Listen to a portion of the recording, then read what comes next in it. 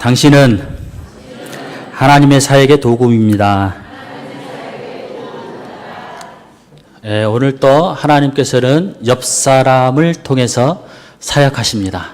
옆 사람을 통해서 기쁨을 주시고, 옆 사람을 통해서 행복을 주시고, 옆 사람을 통해서 소망을 주신다. 이런 믿음을 가지고 옆 사람을 아주 다정스럽게 한번 더 바라보시겠습니다. 눈을 마주치면서 이렇게 보십시오. 눈을 마주쳐야 됩니다. 왜냐하면 우리 중고등부 학생들도 인사를 하라고 그러면 눈을 안 보고 다들 이렇게 스마트폰을 보고 있더라고요. 그러니까 우리 성도님들도 눈을 마주치면서 기쁨을 나눌 수 있는 우리 동명의 성도들이 되었으면 좋겠습니다. 예수님이 사역하기 전에 예수님보다 더 유명한 사람이 있었습니다. 그 사람이 메시아이다. 그 사람이 하나님께서 보내신 진정한 메시아다라고 유대 지방에 다 소문이 퍼졌습니다. 그 사람이 누굴까요? 세례 요한입니다. 그렇죠?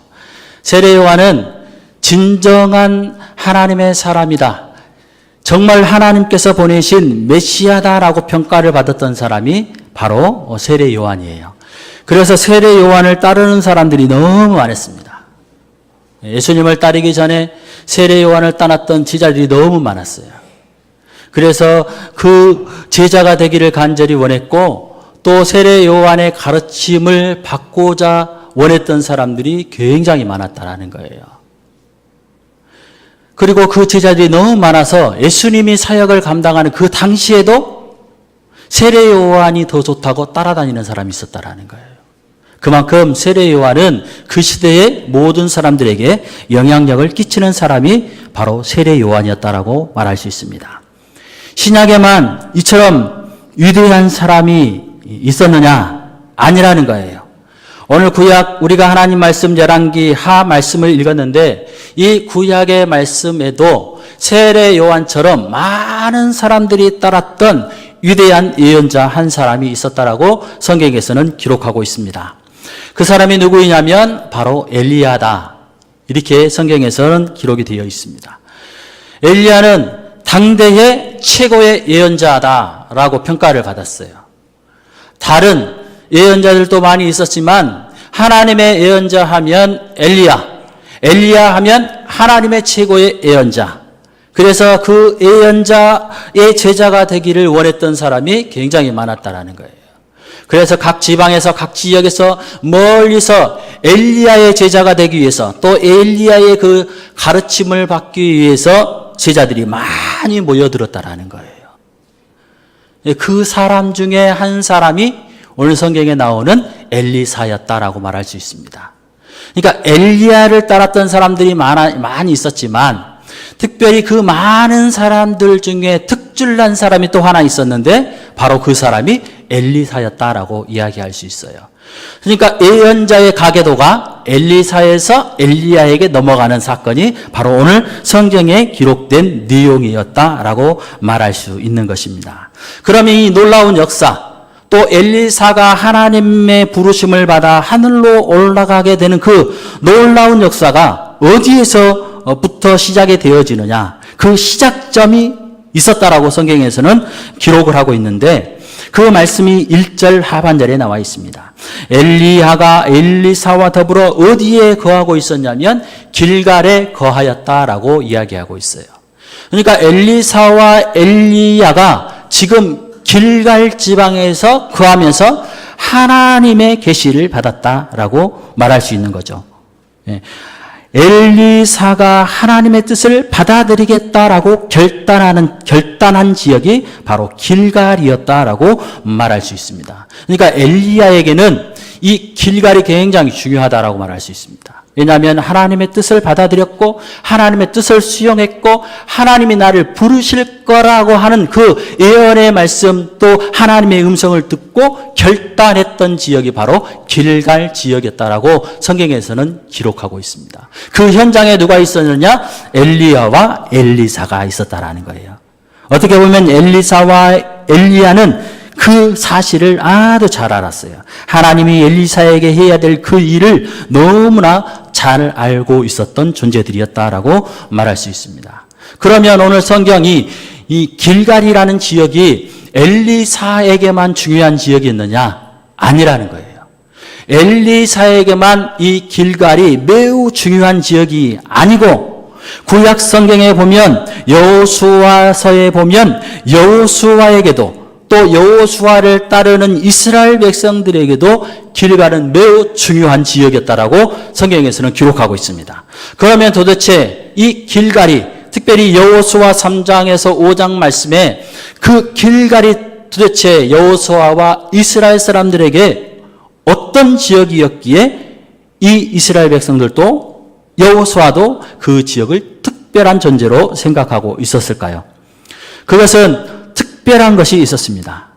여호수아 3장 5절 쭉 우리 성도님들이 읽어보면 이스라엘 백성들이 요단강을 건넌 후에 그 요단강을 건너면서 여호수아가 지파들에게 명령하기를 각 지파별로 한 개씩 돌을 취하여라 라고 명령을 했습니다. 그래서 요단강을 건너면서 그 사람들이 그 돌을 하나씩 취해가지고 요단강을 건너와서 그 12개의 돌을 세웠던 지역이 어느 지역이냐면 길갈 지역이었다라고 이야기하고 있어요. 특별하죠. 왜냐하면 하나님이 요단을 건너게 하시고 그 요단을 건너므로 통하여서 가나안 지역에 들어올 수 있는 중요한 사건이었기 때문에 여호수아가 돌을 길갈에 세우게 되었다라는 거예요. 요단강을 건너서 가나안에 들어와서 첫 그 길갈의 유대인들이 처음으로 유월절을 지키게 되었어요. 그 이전에는 광야에서 사막을 지나면서 광야를 지나면서 이스라엘 백성들이 그냥 형식적으로 그냥 그 유월절을 지키게 되었는데 이제 요단강을 건너와서 길갈에 정착해 살면서 처음으로 하나님 앞에 유월절을 지켰던 지역이 바로 길갈 지역이었다라는 거예요. 유월절을 지키면서 그곳에 또 할례를 행했다라는 거예요. 할례는 이제 출애굽 1세대가 죽고 1.5세대 2세대가 정착하는 지역이라는 거예요. 정착해서 사는 지역이기 때문에 출애굽 예정 속에서 이스라엘 백성들이 할례를 행하지 못했습니다. 그래서 새로운 시대에 하나님의 언약인 그 할례를 길갈에서 행했던 지역이 바로 길갈이었다라고 말할 수 있어요. 그러니까 이스라엘 백성들은 이 길갈이 굉장히 중요하죠. 굉장히 중요한 지역이라는 거예요. 그리고 또 어떤 중요한 지역이었냐면 가나안 땅에 들어가서 처음으로 얻었던 소산을 이스라엘 백성들이 먹었던 지역이라는 거예요. 이스라엘에게 여호수아에게 굉장히 중요한 지역이었다라는 거예요. 그러니까 오늘 엘리야에게만 그 지역이 중요한 게 아니라 여호수아와 이스라엘에게도 그 지역이 특별한 지역이었다라는 것을 성경에서는 말하고 있습니다. 역사적인 장소였고 하나님의 뜻을 결정하는 장소였고 하나님의 계획하심을 바라보는 지역이 바로 길갈이었다라고 말하는 거예요. 그러니까 이스라엘 사람들이나 엘리야나 구약의 성경의 많은 사람들이 특별한 지역으로 통하여서 하나님의 신앙을 경험하고 하나님을 인정하고 하나님을 예배하는 그 지역이 있었다고 성경에서는 기록하고 있습니다. 우리가 신앙생활을 하면서 우리도 특별히 하나님의 은혜를 체험하는 그런 공간이 있다라는 거예요. 지역이 있다라는 거예요. 특별한 장소가 있다라는 거예요. 그 장소를 우리가 잊을 수 없잖아요. 내가 하나님을 만나는 그 장소를 우리가 잊을 수 없어요. 나이를 먹어도 또 우리가 주님 나라 가는 그 날이 가까워도 처음 하나님을 만나는 그 장소, 그 시간, 그 어떤 특별한 지역을 우리가 잊어버릴 수 없다라는 것입니다. 이스라엘 백성들도 그랬고 또 여호수아도 그랬고 엘리사도 그랬다라고 말할 수 있습니다. 그러면 오늘 이 말씀 길갈을 통해서 하나님께서 우리에게 주시는 하나님의 말씀은 무엇이냐? 우리에게도 이런 특별한 존재가 있어야 된다라는 거예요. 우리에게도 이런 특별한 지역이 있어야 된다라는 거예요. 아직 특별한 지역이 없으면 오늘 이 시간 동명교회에서 예배를 드린 우리 모든 성도들은 이 동명교회가 하나님을 만나는 특별한 지역이 돼야 돼요. 이 동명교회가 하나님을 예배하는 특별한 장소가 돼야 돼요. 하나님의 뜻을 정하는 특별한 지역이 바로 동명교회가 되어야 된다는 거예요. 그 지역에 오늘 우리 동명교회가 아닌 예전에 어떤 지역에서 그런 경험을 나눴다면 그것이 특별한 것이 되어야 된다는 거예요. 그러나 그것을 느끼지 못하고 그것을 경험하지 못하고 하나님의 뜻을 따르지 못하였다면 지금 이곳 순천 동명교회에서 예배를 드리면서 순천 동명교회에서 찬양을 하면서 순천 동명교회에서 하나님 앞에 기도를 하면서 하나님의 뜻을 발견하는 장소, 하나님을 만나는 장소, 이곳이 특별한 장소가 되어야 된다는 것을 오늘 말하고 있다는 것입니다. 그래서 길갈에서 이 엘리야와 엘리사가 그곳에서 하나님의 뜻을 결정하고 이제 하나님의 인도하심에 따라 발걸음을 옮겨가고 있다는 것을 성경에서는 말하고 있습니다. 특별히 2절에서 6절까지 쭉 말씀해 보면 이 엘리사와 엘리야의 걸음걸음이 기록이 되어 있어요. 엘리사와 엘리야가 어떤 걸음을 걸었느냐, 또 엘리야가 엘리사가 어떤 지역을 지나면서 하나님의 뜻을 또 하나님의 깊으신 은혜를 경험했느냐, 오늘 성경에서는 기록이 되어 있죠. 특별히 오늘 말씀해 보면 이 엘리야와 엘리사가 어느 지역을 거쳐갔냐면 베델을 거쳐갔다라고 이야기를 하고 있습니다. 3절 말씀에 베델에 있는 이라고 이야기를 하고 있어요. 그리고 2절 하반절에 베델로 내려갔다라고 말하고 있죠. 그리고 그 지역을 지나서 또 어디로 내려갔냐? 여리고로 내려갔다라고 이야기하고 있어요. 4절 마지막 절에 보니까 여리고의 이름에 엘리사와 엘리야가 여리고에 이르렀다라고 말하고 있고, 또 여리고를 지나서 어디까지 내려갔느냐? 엘리야와 엘리사가 요단 강가에 서 있었다라고 기록을 하고 있습니다.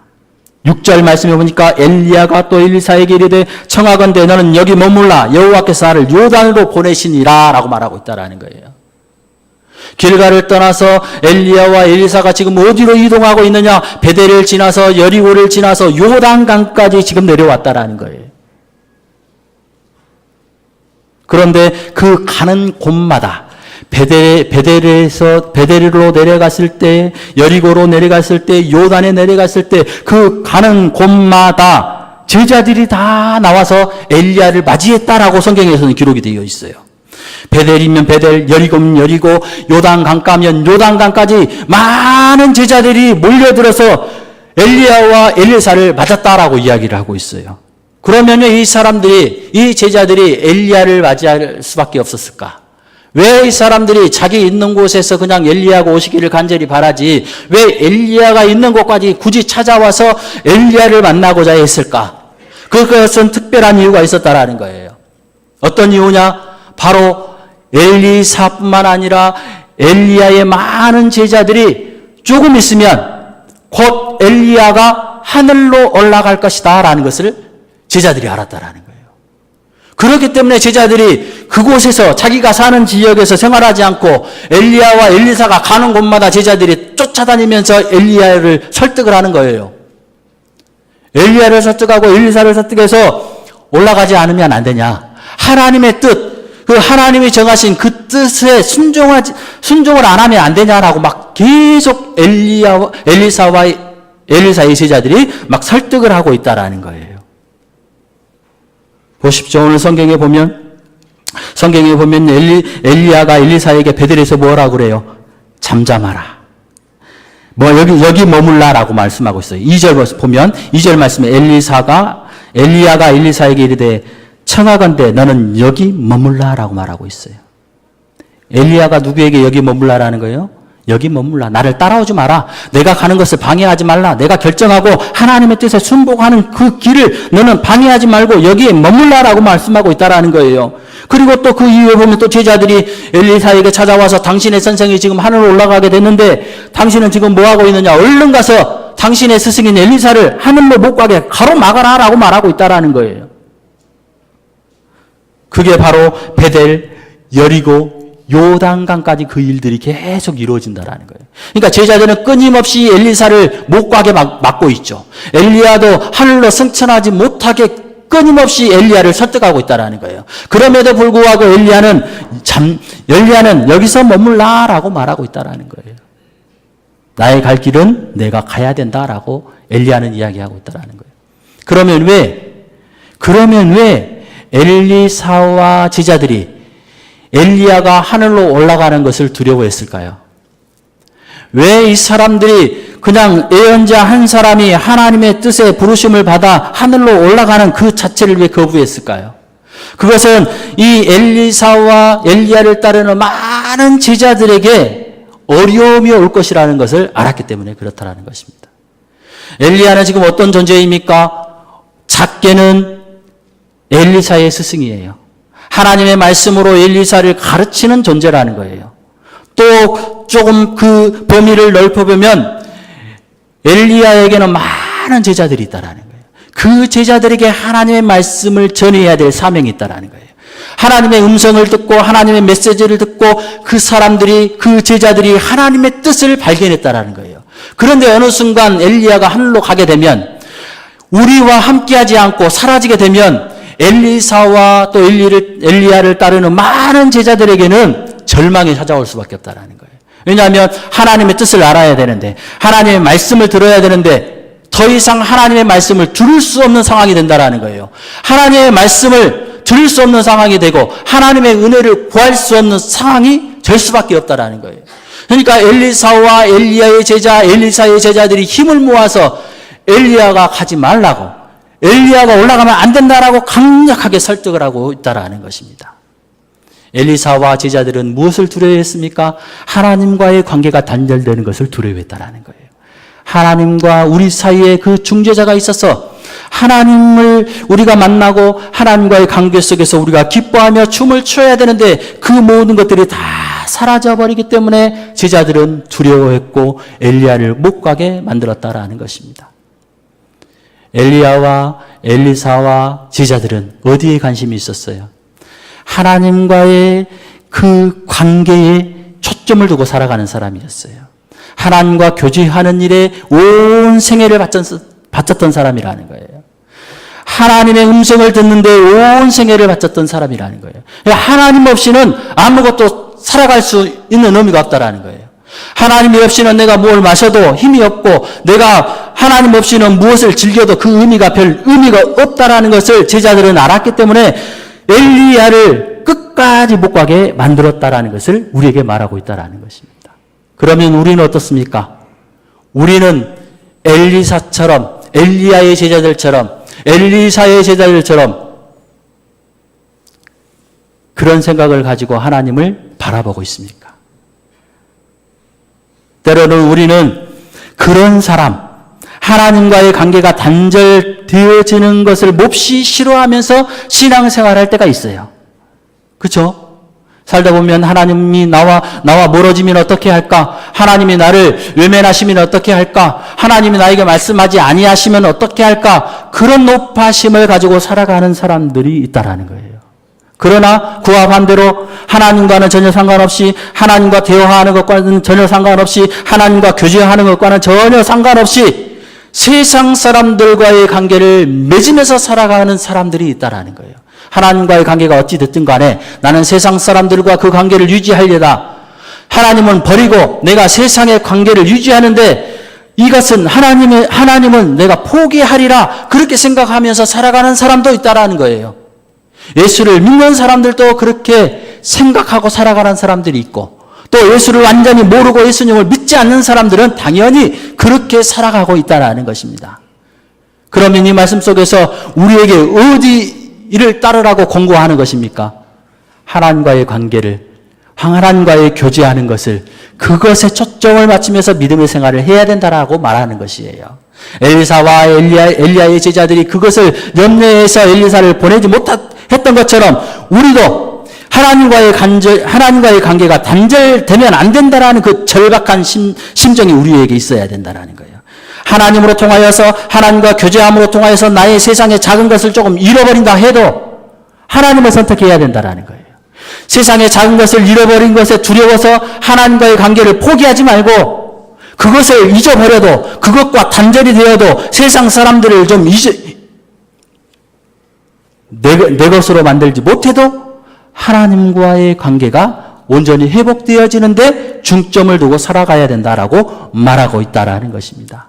그것이 바로 엘리사와 엘리야의 제자들이 엘리야를 끝까지 못 가게 막았던 이유라는 거예요. 우리 오늘 이 시간에 예배를 드릴 우리 동명의 성도들도 하나님과의 관계가 단절되는 것을 두려워하는 성도들이 되었으면 좋겠습니다.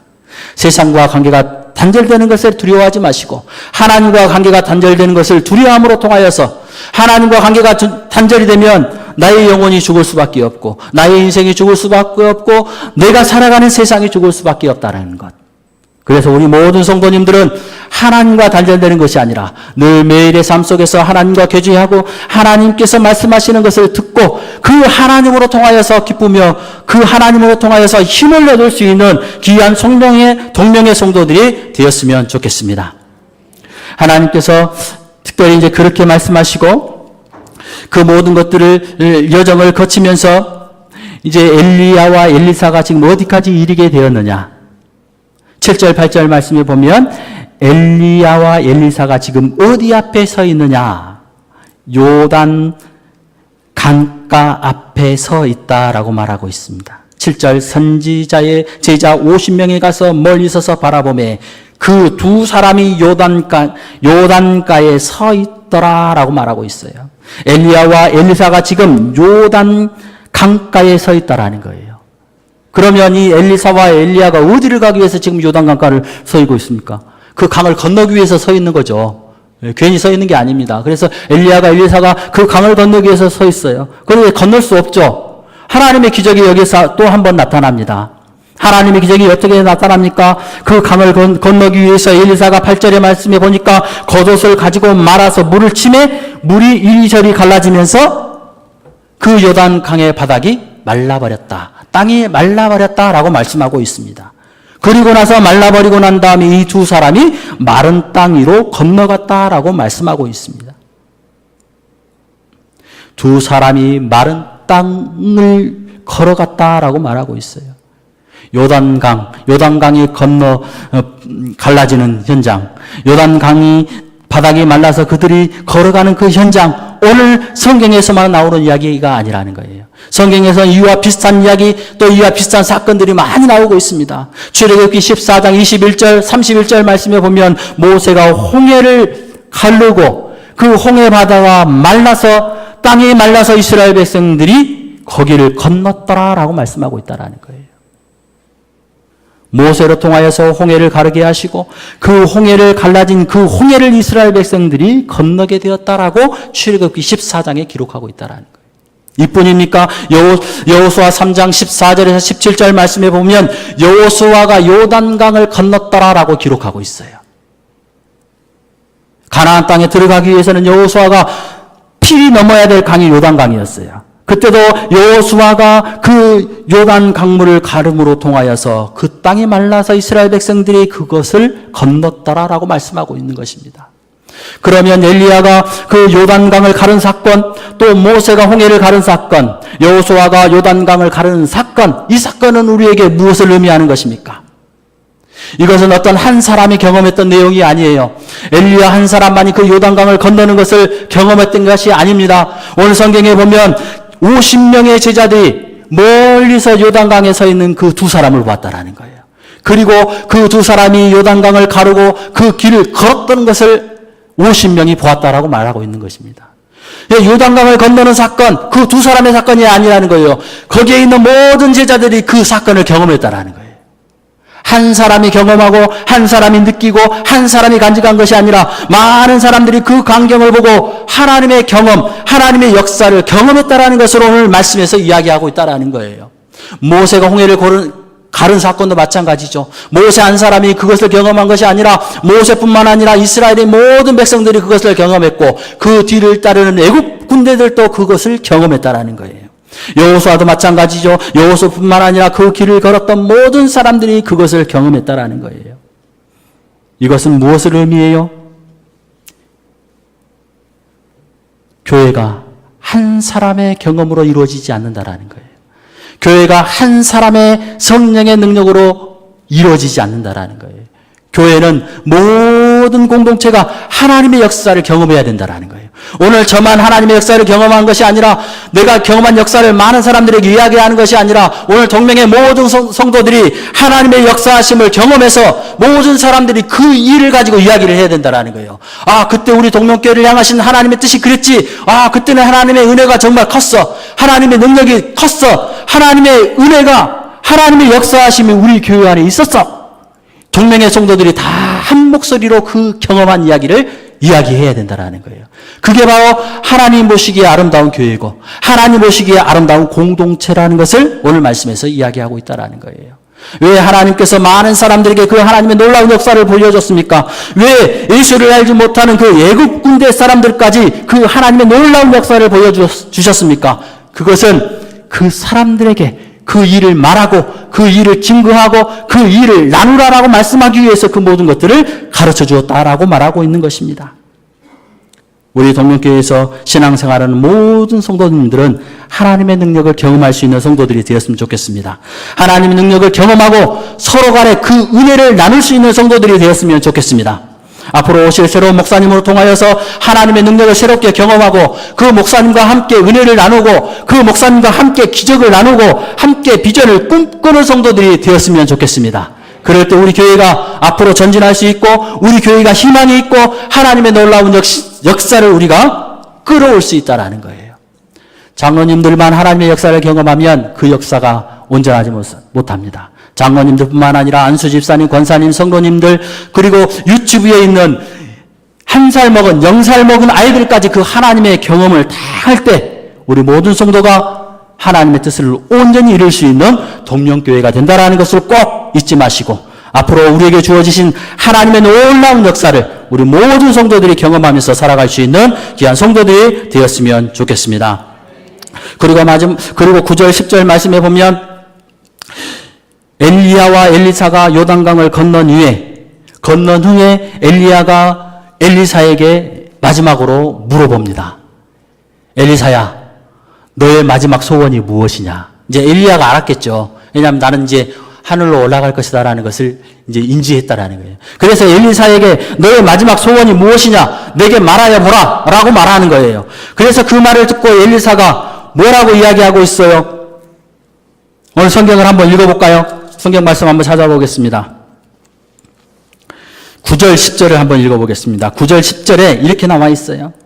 엘리사가 대답하는 말이 나오고 있습니다. 9절부터 한번 읽어보겠습니다. 건넌에 엘리야가 엘리사에게 이르되 나를 내게서 데려감을 당하기 전에 내가 내게 어떻게 할지를 구하라. 엘리사가 이르되 당신의 성령이 하시는 역사가 갑절이나 내게 있게 하소서 하는지라. 이르되 내가 어려운 일을 구하는도다. 그러나 나를 내게서 데려가시는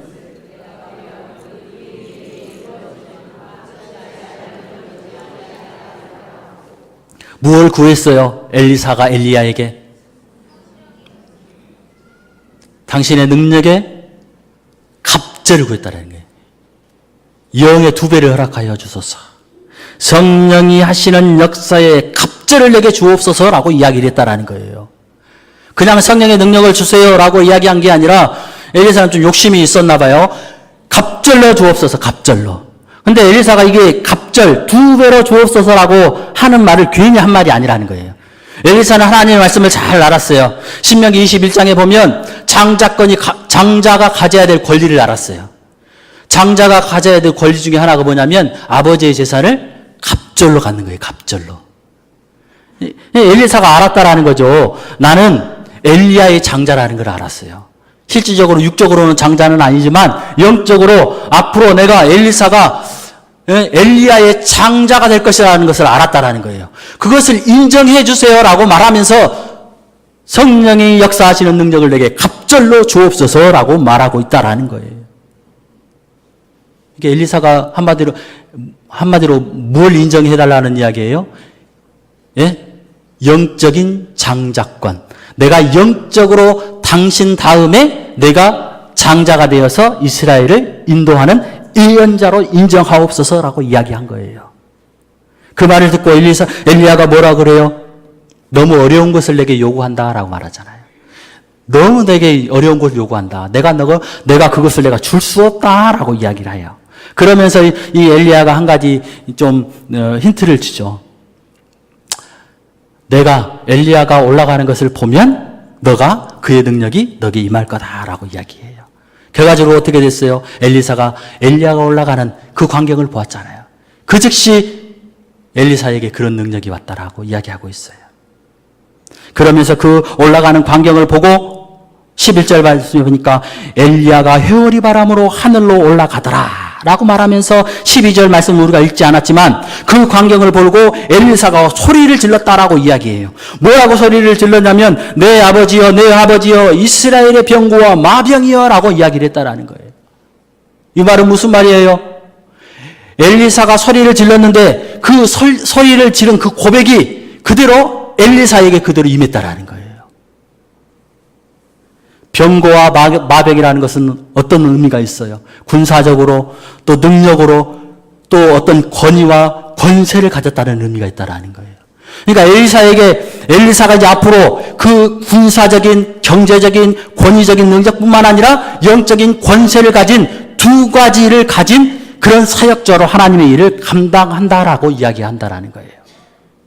그래서 엘리사는 후계자가 되는 게 뭐 권력, 권세도 중요하지만 더 중요한 것은 영적으로 능력을 받는 것이 더 중요하다라는 것을 이야기하고 있다라는 것입니다. 그래서 엘리사에게 그런 일이 주어짐으로 통하여서 엘리야의 후계자가 엘리사가 바로 되었다라고 이야기하고 있습니다. 그러면 엘리사가 어떤 사역을 감당했어요? 엘리사가 앞으로 이제 그 사역을 감당할 수 있었던 또 그런 능력을 받고 난 다음에 엘리사가 어떤 능력을 행했냐면 군사적으로 이스라엘의 모든 병고와 마병이 되어서 아람과의 전투에서 승리할 것이다라는 것을 엘리사로 통하여서 예언하게 했다라는 거예요. 실질적으로 이 군사적으로 큰 강자가 되어서 아람 군대를 물리쳤어요. 그리고 영적으로 바알신을 척결하여서 이스라엘 백성들을 하나님 중심의 나라로 만들게 되었던 사람이 바로 엘리사라는 거예요. 성경에 보면 이 엘리사가 13번의 기적을 베풀었다라고 이야기하고 있어요. 그 기적은 군사적인 기적뿐만 아니라 영적인 기적을 행함으로 통하여서 이스라엘을 든든히 세워갔다라는 것을 의미하고 있는 것입니다. 엘리사가 하나님 당신의 영을 당신의 성령을 내게 2배로 주옵소서 내게 갑절로 주옵소서 하는 것은 이스라엘 백성들을 참으로 잘 세워가고 이스라엘 백성들을 하나님 중심으로 세워가고 이스라엘을 모든 그 위세로부터 보호하기 위해서 그러한 것을 달라라고 말씀했다라고 말하는 것입니다. 그래서 우리도 이렇게 하나님 앞에 고백을 해야 됩니다. 그래야 우리도 영적으로 바로 서 있는 교회 또 군사적으로 또 이 나라 이 민족을 지키는 군사적인 일도 잘 감당할 수 있다라는 거예요. 우리 한번 말씀의 그 제목을 한번 우리 다 같이 한번 고백했으면 좋겠습니다. 말씀의 제목 주보에 있죠. 다 같이 한번 고백하겠습니다. 성령의 능력이 내게 하옵소서. 이것을 다른 말로 하겠습니다. 성령의 능력을 갑절로 주옵소서. 시작. 아멘. 우리 모든 성도님들이 성령의 능력을 갑절로 받아서 하나님의 일을 감당하고 또 하나님의 일을 하시는 그 일에 동참함으로 통하여서 우리 교회가 하나님의 놀라운 역사를 경험하고 하나님의 하실 일을 기대하면서 우리 동명의 성도들이 살아갈 수 있는 귀한 성도들이 되었으면 좋겠습니다. 기도하겠습니다.